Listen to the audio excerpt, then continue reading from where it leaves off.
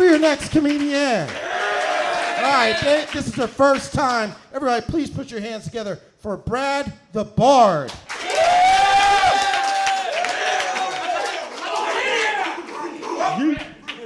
right, how's it going, everybody? So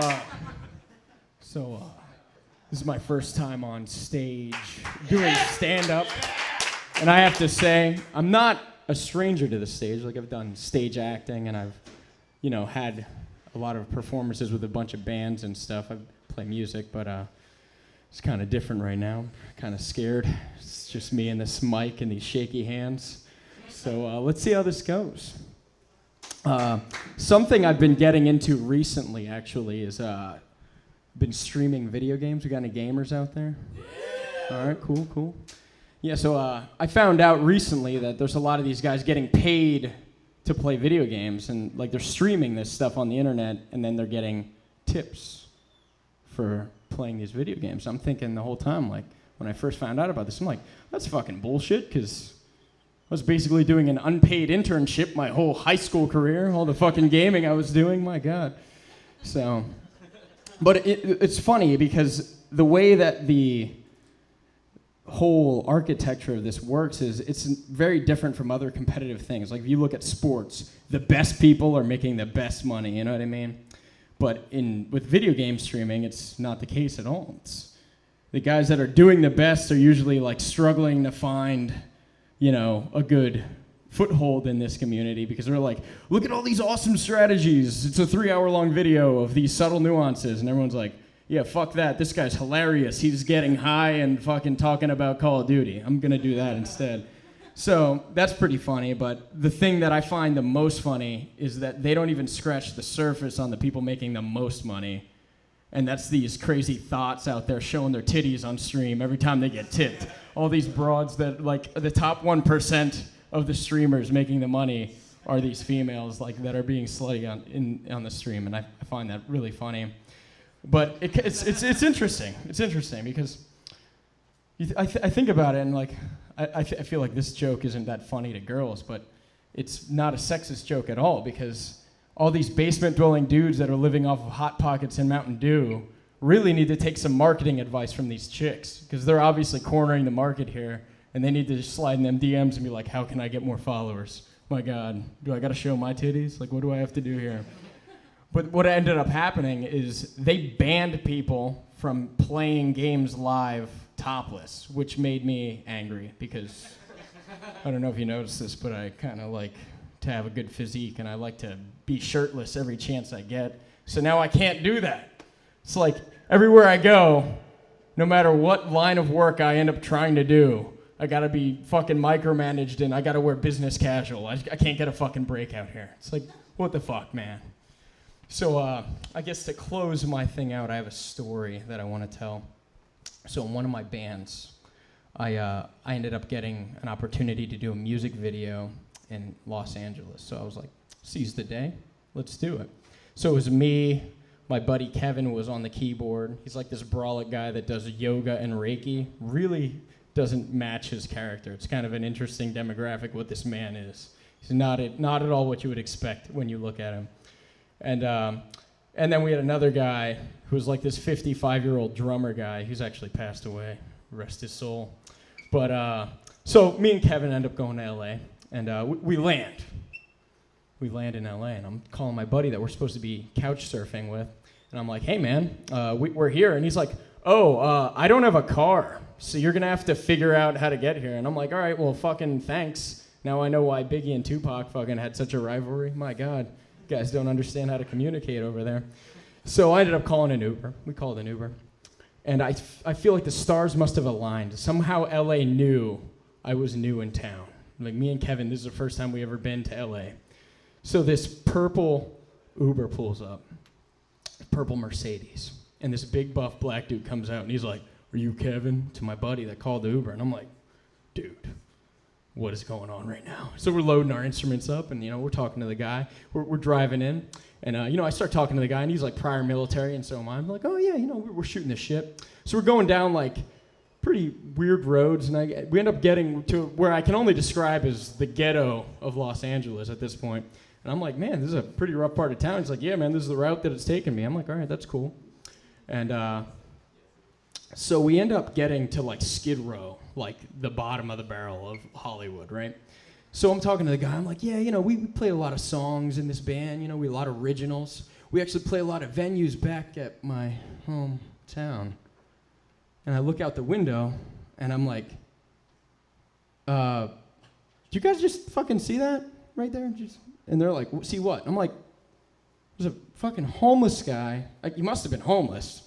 He's under a street light, like perfect spotlight on the man. Pants down to his ankles. He's just jerking off. And I'm like, what the fuck's going on? Like, does that just happen around here? He's like, yeah, everyone kind of looks for the spotlight. It don't always be like that, but sometimes it do. That's my time. Thanks, guys.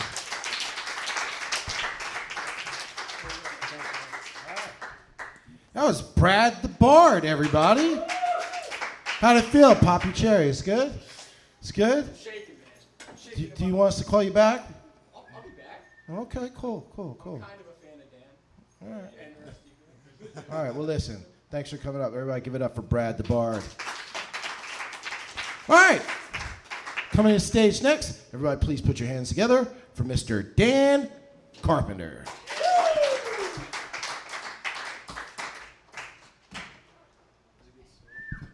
Hello? Good job, Brad, man. That was awesome. Way better than my first time when I peed my pants and I wear black. I did. All the time. So, Jeff brought up spanking, man. Like, yeah, I used to get spanked by my mom, so I got a complex for it. Used to come up to her like, Mom, I've been naughty. Then it was timeouts from then on. It was definitely timeouts for the rest of my life. Sarah, she brought up Game of Thrones. I've gotten more sympathy cards about being a Game of Thrones fan than I did when my grandmother died. Like yeah, I like Game of Thrones. Like, oh, I am so sorry for you. Like, you devoted that much time watching it? Tears running down their eyes. I would say Game of Thrones is a lot like my sex life. There's dwarves, there's a lot of wine, there's some hookers, and there's a disappointing rush to the end. When they complain, I'm just telling them I'm subverting expectations. Born and raised in Reading. Yeah. My grandparents used to always say that it was better when it was run by the mob, which I found out is just their I'm not racist, but. Be like, oh, it was a lot better when the mob ran it. It's like, really? Like when a crime syndicate was running our fair city, that's when times were better? Like, what were they like? It was because they were more polite? Was that? It's like, yeah, he broke my knees, but it's really nice about it. Like when they left, where they were just like, yeah, leave Reading. Take the cannoli, though. Thank you. Godfather reference.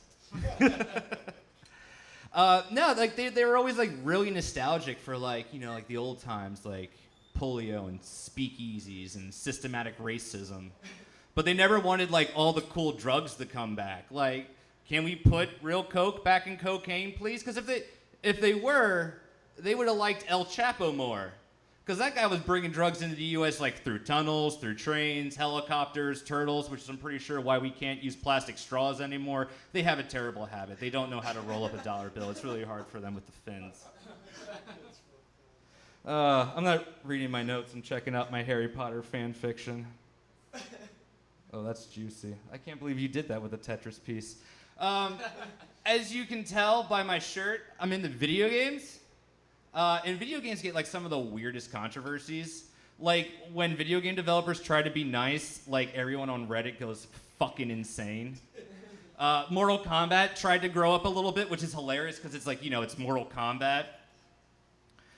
They're like, ow, we need the bikini suits again. And like the developers are like, yeah, well, Mortal Kombat's not about that anymore. We've grown up.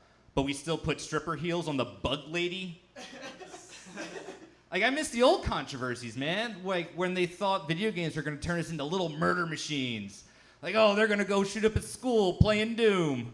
Like the only thing you would shoot up is like cardboard cutouts. Like the graphics were terrible. Also, the premise for Doom is hilarious. Like Satan never like popped his head out of hell just to check to see like what Earth is doing. Like didn't know the stopping power of a Smith & Wesson attached to a chainsaw. Like, oh, goddamn you craftsmen. Who brings a chainsaw to Mars anyways? Like, what the fuck? I've noticed America's gotten like a lot more kinky. I'm not just like talking about my mom spanking me. You too, right?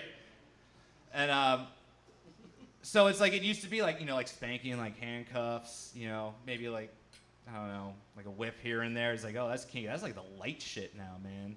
Now it's like, put cream cheese in my ass. Let me fart on a bagel. That's still light. Like, put some boiling water in there and like some coffee grounds. Call me your little K-cup. So I was getting pegged by my girlfriend the other day. And I was having like one of my anally induced existential crises. And the reason like I was up for it is because like the prostate's there, and that's supposed to be like our magic button. Like I wanted like that hands-free like garden hose effect. Like the fireman came to put out the fire and just dropped the hose is what I thought I was gonna get. But like an hour or two, I realized like I don't have that. And it's like, I really just want that. Like, I would let everyone in this building right now come up and, like, punch me in the chin if I could just get that. Like, I would go and punch a dolphin for a juicy prostate. I would abruptly end this set for that. Thank you.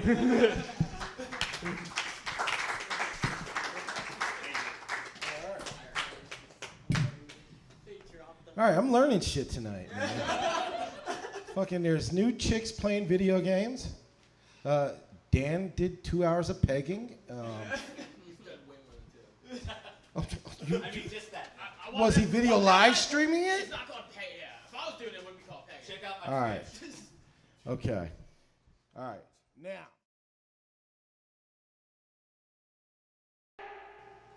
There's a trap in my Speedo. It's clawing everything.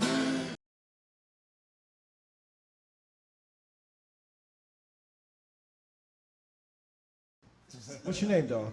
Joe. Joe? Yeah. Joe, thanks a lot for what you're doing, man. It looks like you got some quality shit there. Did you catch Dan getting pegged for 2 hours with that camera? That looks like a camera that's caught a pegging or two. I mean, it really does. There's a little stain to the left there. What is that shit? Scratch and sniff?